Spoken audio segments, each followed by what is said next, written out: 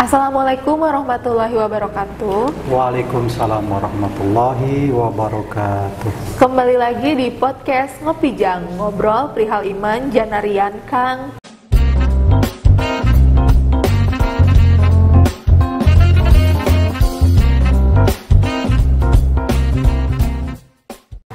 Nah, warga Assalam, hari ini Ibu kedatangan narasumber yang tentunya warga Assalam dan penonton yang lainnya sudah kenal ya dengan narasumber kita hari ini. Ibu perkenalkan, narasumber kita hari ini yaitu Bapak Haji Sufyan Sulaiman. Assalamualaikum Bapak. Waalaikumsalam warahmatullahi wabarakatuh. Gimana Ibu Lingga, Pak? Oh sama iya. Ibu Lingga. Gimana Pak kabarnya? Alhamdulillah sehat-sehat saja. Puasanya lancar Pak? Ya lancar pasti. Wih, alhamdulillah. Iya, harus lancar semuanya. Oke, warga Assalam, tema yang akan Bapak sampaikan hari ini yaitu mengenai amalan Lailatul Qadar. Ya, nah Pak, malam Lailatul Qadar itu apa sih Pak? Oke, terima kasih saudara sekalian, anak-anak sekalian, kemudian para pemirsa, jamaah salam semuanya, kaum muslimin wal muslimat. Sesungguhnya ada satu malam yang dinanti-nanti dan sangat diburu pada bulan Ramadan oleh semua umat Islam. Gitu ya. Oleh karena itu, Lailatul Qadar itu sendiri apa sih? Gitu ya. Iya. Kalau dalam tata bahasa Arab, Lailun itu kan malam, Qadar itu adalah kemuliaan. Jadi Lailatul Qadar itu secara bahasa itu malam kemuliaan. Kenapa ada Lailatul Qadar? Ini berdasarkan kepada surat Al-Qadar. Inna anzalnahu fi lailatul qadri. Nah, itu sungguhnya ada satu malam di mana diturunkannya Al-Qur'an. Itu malam Lailatul Qadar, itu malam kemuliaan. Wa ma adraka ma Lailatul Qadri.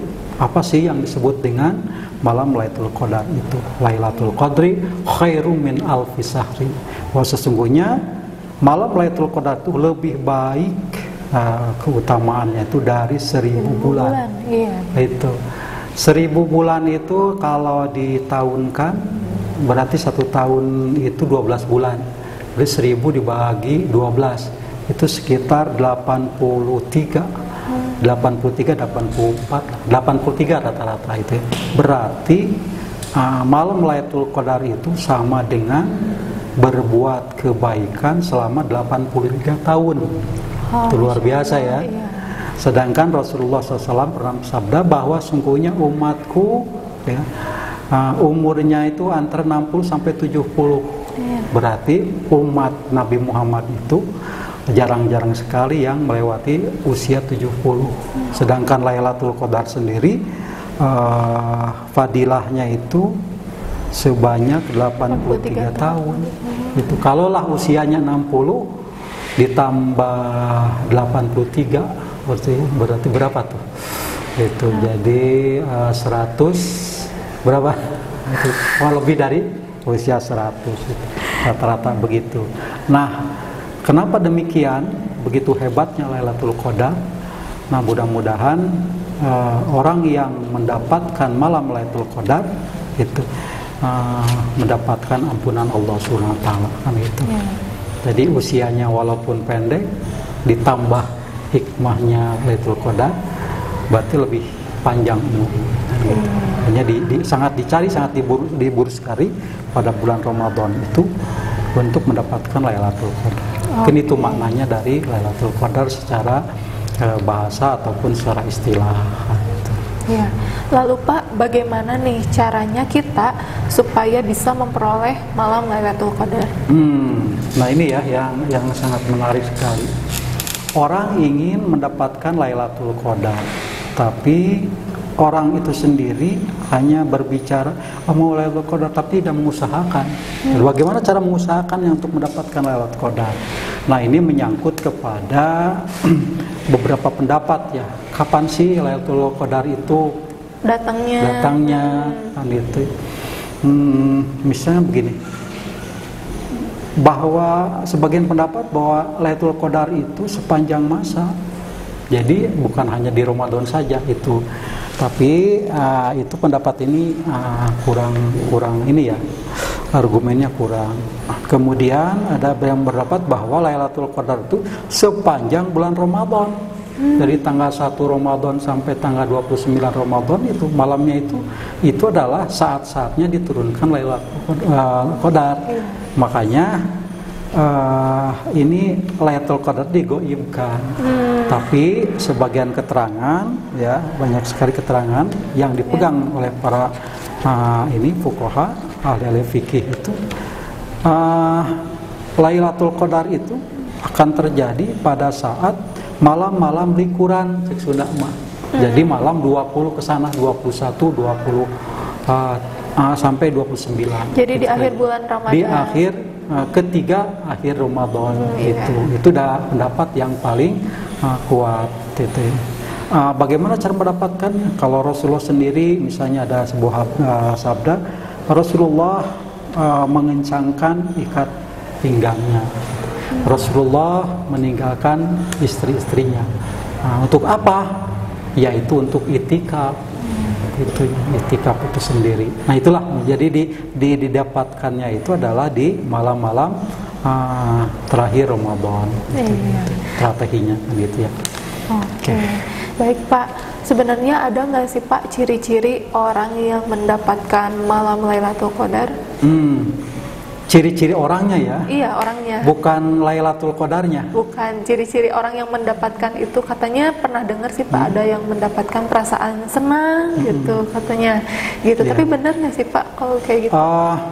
Betul, salah satunya itu bahwa seseorang kalau mendapatkan Lailatul Qadar biasanya yang pertama itu ketenangan dalam hidup. Bukan manusia itu sendiri cirinya ya. Kalau Lailatul Qadar terjadi, maka kata Rasulullah tuh pagi-paginya tuh matahari tidak panas, redup, enak kan gitu ya. Enak banget suasana, asa pumplong gitu, tanpa beban. Nyaman, damai. Gitu ya. Itu pagi itu diantaranya. Ada yang bertanya, oh kenapa terjadi demikian? Iya. Nah, karena ayat selanjutnya ada Al-Qadar tanazzalul malaikatu waruh fiha. Karena pada malam itu malaikat turun ke dunia ini. Dikarenakan malaikat turun ke dunia ini, maka segala sesuatu yang menyangkut kejelekan dunia itu bisa dibersihkan oleh malaikat. Ramai malaikat kan.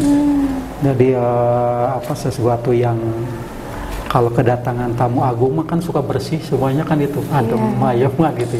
Apalagi oleh malaikat ya semalaman turunnya itu bukan 1-2 kan gitu. Rame-rame mungkin ke dunia ini, maka suasana menjadi nyaman gitu, ya, aman, damai gitu ya. Nah terus Pak, hal apa yang harus dilakukan pada malam Lailatul Qadar nih buat kita? Nah kalau itu justru amalan-amalan yang dilakukan oleh Rasulullah. Pertama mungkin ya, kalau tadi disebutkan bahwa malam Lailatul Qadar itu akan terjadi 20 sampai terakhir ya. Iya. Ada juga mengatakan yang ganjil-ganjil 21, 23, 25, 27 itu rata-rata mengatakan yang malam ganjil. Tapi pada dasarnya para ulama termasuk Ibnu Katsir menjelaskan bahwa malam Lailatul Qadar itu disembunyikan. Jadi rahasia turunnya. Kenapa dirahasiakan? Supaya orang tidak pilih-pilih ibadah. Nanti aja pas malam Lailatul Qadar baru baru sibuk. Harus setiap malam itu. Karena rutenya itu Rasulullah dari mulai tanggal 1, 2, 3, 4 sampai terakhir itu bukan semakin nurun ibadahnya, semakin gitu. Rajin lagi ya. Kalau kita kan semakin kesana itu. Jadi malah awalnya aja kesannya itu berbeda dengan saat Rasulullah SAW. Makanya ada satu sahabat ya Rasulullah, apa yang harus kita lakukan pada saat Ramadan? Nah itu ibadah. Dari mulai sholatnya, mulai membaca Qur'annya, dikirnya, banyak istighfar, banyak sholawat. Itu ya, diantaranya itu amalan-amalan yang harus kita lakukan. sidqohnya termasuk. Makanya saya lihat di Masjid As-Salam itu di Jalan Sasak Gantung, taraweh yang 20 terakhir ini ada 20 tuh, hebat tuh. 20 gini ya. Kalau yang taraweh biasa itu Isya biasa, pada Isya. Iya. Nah itu ya. Kemudian bagi kelompok yang khusus bil khusus nanti jam 11 malam. Oh, dilaksanakannya. Nah, itu malam. Kemudian khotam Quran. Jadi satu malam itu 3 juz. Jadi kalau 10 malam berarti 30 juz, 10 hari itu tamat. Itu. Yang kedua, di situ dilakukan, setelah itu baru mereka wirid. Dari jam 11 mungkin tarawih itu sampai jam 2 ataupun jam 3. Setelah jam 3 itu mereka amalan apa? Tuh banyak kebaca istighfar, tuh baca sapu jagat, Robbana atina fid dunya hasanah wa fil akhirati qina adzabannar, itu diperbanyak terus. Ya banyak doa-doa. Nah, setelah itu baru sahur bersama. Iya. Sahur ya, bersama mereka ramai sampai subuh, barulah selesai. Nah, dari rangkaian ini saya kira amal-amalan mencakup seluruhnya. Sholatnya diperbagus, baca Qur'annya mungkin ya, bareng-bareng di taraweh gitu ya. Kemudian ada juga mereka bertakjil atau bukan sahur bersama. Berarti ada yang sidqoh itu untuk sahur bersama. Ada yang bekal, tapi panitia menyiapkan lah di situ kelihatan. Panitia dari mana? Panitia kan dari donatur-donatur. Nah, itu terkumpullah amalan-amalan yang bagus sekali di malam Lailatul Qadar. Gitu ya.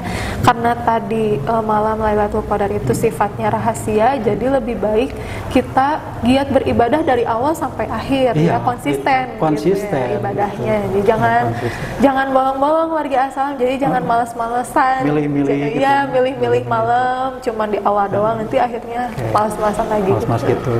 Karena yang logika kedua nih, karena penentuan tanggal itu sendiri kan model kemarin berbeda. Ada yang tanggal mulai puasanya Sabtu, ada yang Minggu atau Ahad ya, aja itu kan. Berarti akan pengaruh kepada waktu-waktu ganjil yang terakhir itu ya. Iya betul. Itu kan ya, logika ya. Nah, kalau ini yang mana yang benar?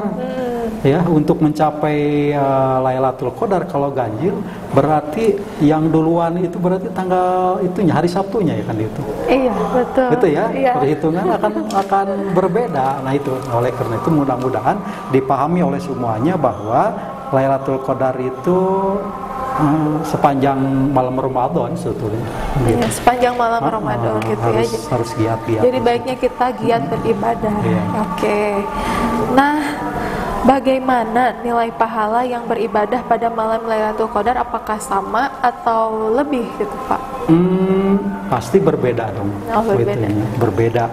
Karena mendapatkan Lailatul Qadar sendiri kan sulit. Gitu. Kalau di sini kan disebutkan tadi bahwa malam Lailatul Qadar itu sama dengan beribadah 1000 bulan. Itu kan berbeda berarti. Berarti 83 tahun itu. Kita hidup nggak mungkin sampai seperti itu.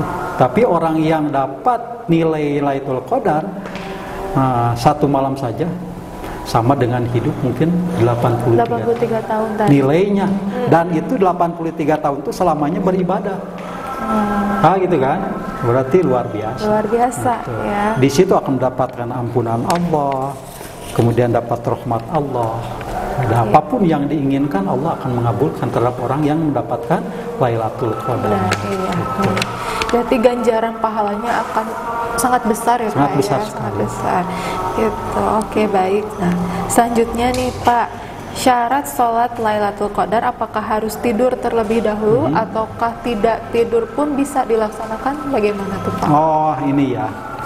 Ini ada bab sholat Lailatul Qadar. Iya. Gitu. Ini pun banyak pendapat sekali ya. Yang menjadi syarat tidur dulu sholat ini tahajud. Tahajud. Jadi kalau sholat tahajud harus tidur dulu. Harus ya, sunatkan baru tidak akan sebut sholat tahajud kalau tidak tidur dulu kan begitu. Iya. Adapun sholat yang lain, sholat hajat, sholat istikharah, mutlak, hanya mungkin malam waktunya kan itu. Sebetulnya ada juga yang mengatakan bahwa sholat Lailatul Qadar itu ada sholat khusus. Ada yang dilakukan dari mulai 2 rakaat gitu, sampai ada yang 100 rakaat, ada yang 1000 rakaat sebetulnya. Sholat sunatnya luar biasa kan begitu. Tapi ini berbeda pendapat mengenai tentang sholat-sholat sunat di Lailatul Qadar. Yang intinya bahwa lakukanlah sholat pada saat itu, malam itu, pergunakan malam Lailatul Qadar itu dengan banyak beribadah, bertobat kepada Allah SWT. Salah satunya adalah sholat Lailatul Qadar itu sendiri. Ya. Tapi pada dasarnya kebanyakan ya melakukan sholat biasa, malam-malam biasa. Misalnya tahajud yang sudah ini tahajud sampai 12 rakaat mungkin biasanya itu. Dan malam Lailatul Qadar pun dilakukan seperti itu kalau sudah rutin seperti itu. Nah, itu. Yang penting amalan tadi lah perbanyak ya. Iya, perbanyak amalan yang tadi. Oke. Oh ya, ini Pak mungkin ada jadi pertanyaan ya sedikit lagi terakhir. Katanya nih Pak, kalau kita udah melaksanakan sholat tarawih, maka kalau sholat tahajudnya juga, misalnya kita melaksanakan, itu katanya nggak usah katanya gitu Pak. Benar nggak sih Pak? Atau boleh gitu? Oh, itu mah bab sholat witir. Kalau sholat tarawih dengan sholat tahajud itu lain bab. Kedua-duanya boleh dan harus dilaksanakan. Gitu. Jadi nggak apa-apa ya Pak? Nggak apa-apa. Bagus-bagus juga. Karena tarawih itu khusus pada malam-malam Ramadan. Di malam yang lain kan tidak ada tarawih. Iya. Sedangkan tahajud itu sepanjang malam harus dilakukan oleh kita. Iya, jadi nggak apa-apa ya Pak dilaksanakan. Nggak apa-apa. Jadi Ramadan itu double. Tarawih juga, ya tahajud juga. Tahajud juga nggak apa-apa gitu. Nah mumpung ada waktu kan sahur ya, jadi pas bangun di sepertiga malam, sholat dulu sebelum sahur. Mudah-mudahan nanti di bulan-bulan berikutnya terbiasa. Nah itu ya, betul. Jadi bangun jam 3 kan ibu-ibu kan, Ibu Lingga kan bangunnya sekarang setengah 3 ya. Setengah 3, yang mudah-mudahan di hari-hari berikutnya pun dibiasakan. Bangun ternyata enak banget kan. Aktivitas pagi-pagi kita kan lebih enak juga, sama aja dengan hari biasa, dengan tidak puasa kan. Iya betul. Mudah-mudahan Bu Lingga nanti bisa puasa ini. Puasa Daud lah nanti cita-cita nantilah dicoba.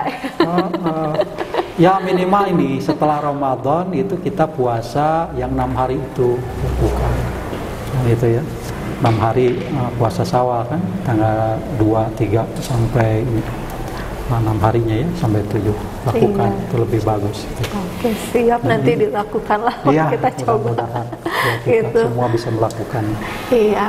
Oke, baik Bapak, mungkin segitu saja karena waktunya juga sudah cukup ya, sudah habis Bapak. Terima kasih banyak karena sudah berkenan datang ke podcast Ngopi Jang. Mudah-mudahan nanti kita ketemu lagi di podcast Ngopi Jang selanjutnya ya Pak ya. Insyaallah. Ya, amin. Terima kasih juga buat warga Assalam yang udah menyimak podcast kita hari ini. Sampai ketemu lagi di podcast Ngopi Jang selanjutnya. Wassalamualaikum warahmatullahi wabarakatuh. Waalaikumsalam warahmatullahi wabarakatuh.